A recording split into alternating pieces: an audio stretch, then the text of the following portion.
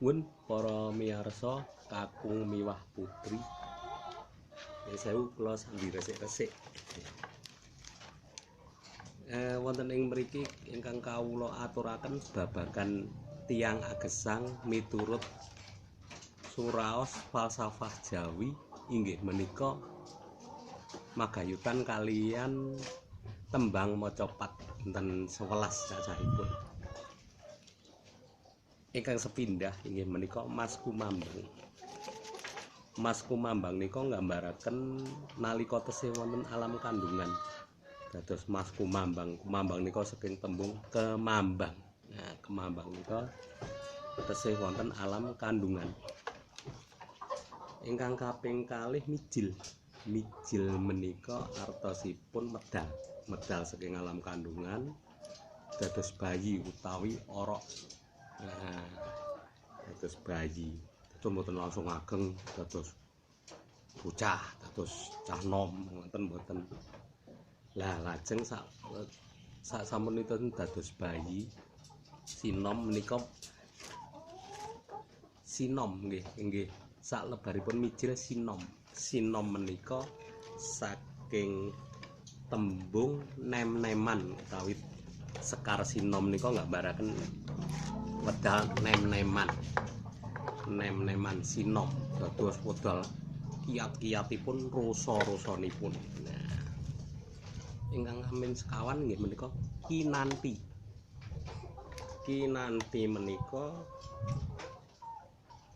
wedal bibaripun sinom nika wedal semangatipun anggenipun pados pasangan agesang utawi rencang gesang. Nah, menika semangatipun dados panci sampun niat sanget pados rencang gesang utawi pasangan. Ingkang nomor 6 nggih menika gambuh. Gambuh nika wedal dipun mulai nglampahi bebrayan agung utawi pernikahan. Nah, bebrayan menika dados dipun iket kalian tali pernikahan. Ingkang salajengipun nomor 7. Ingkang kepitu menika dandang gula. Dandang gula nika nggambaraken tiyang ingkang saweg kiat-kiatipun. Kiat-kiatipun pados ngupaya upa utawi rejeki. Ya, ngupaya upa nika berhasilipun utawi kasiling saweg sak inggil-inggilipun. Lajeng menawi kasilih sampun inggil ingkang nomor 8 menika durma. Durma menika saking tembung derma utawi ngaturi. Ya, ngamal sanika. Ngamal nika gandeng lubering rejeki nika sampun kathah, sampun lumeber lajeng dipun amalaken. Nah, menika ingkang kaping 9 nggih. 9 nika pangkur.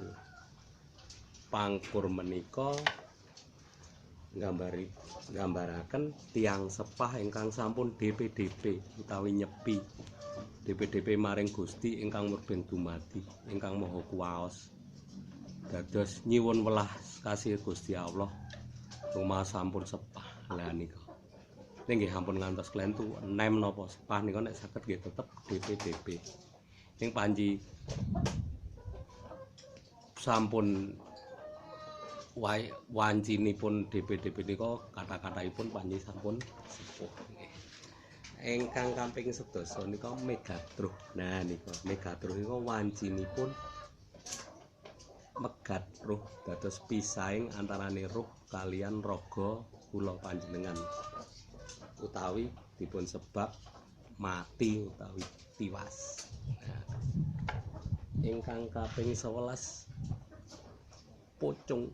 Pocong nika saking tembung pocong dados sekar macapat nika pocong nika saking tembung pocong. Pocong nika dados nek pun mboten enten pun mati dipun tetak wonten bumi nika dipun pocong. Nah niku niku lampahan gesang miturut falsafah Jawi. Dados intinipun namung dipun ringkes menika dados 3 inggih menika lair, nikah lan pejah.